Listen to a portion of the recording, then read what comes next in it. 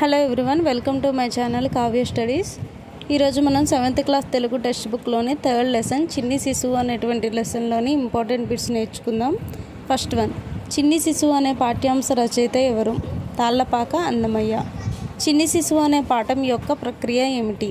పదకవిత. Next, చిన్ని శిశువు అనే పాఠం ఇతివృత్తం ఏమిటి? శైశవ వర్ణన. నెక్స్ట్ వన్, తాళ్లపాక అన్నమాచార్యులు ఏ శతాబ్దానికి చెందిన వాగ్గేయకారుడు? 15వ శతాబ్దానికి చెందినటువంటి వాగ్గేయకారుడు. నెక్స్ట్ వన్, పదకవిత పితామహుడిగా పేరు పొందినవారు? తాళ్లపాక అన్నమయ్య. నెక్స్ట్ వన్, తాళ్లపాక అన్నమయ్య జన్మస్థలం ఏది? కడప జిల్లాలోనే తాళ్లపాక. నెక్స్ట్ వన్, అన్నమయ్య తిరుమల శ్రీ వెంకటేశ్వరుని మీద ఎన్ని వేల సంకీర్తనలు రచించారు? 32,000 సంకీర్తనలు రచించారు. నెక్స్ట్ వన్, అద్దంపు చెక్కులు అర్థం ఏమిటి? అద్దాల వంటి బుగ్గలు.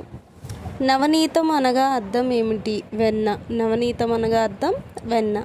నెక్స్ట్ వన్, అద్దం పర్యాయ పదాలు రాయండి. దర్పణం, ముకురం. దర్పణం అన్నా ముకురం అన్నా అర్థమేనమాట. నెక్స్ట్ వన్, చేష్ట ప్రకృతి రాయండి. చేత.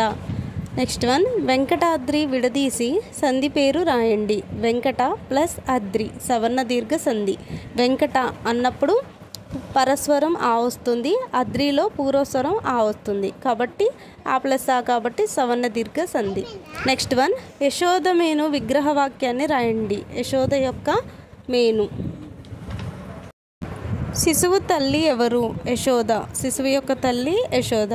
నెక్స్ట్ వన్, చిన్ని శిశువు అని కవి చెప్పింది ఎవరిని? బాలకృష్ణుడిని.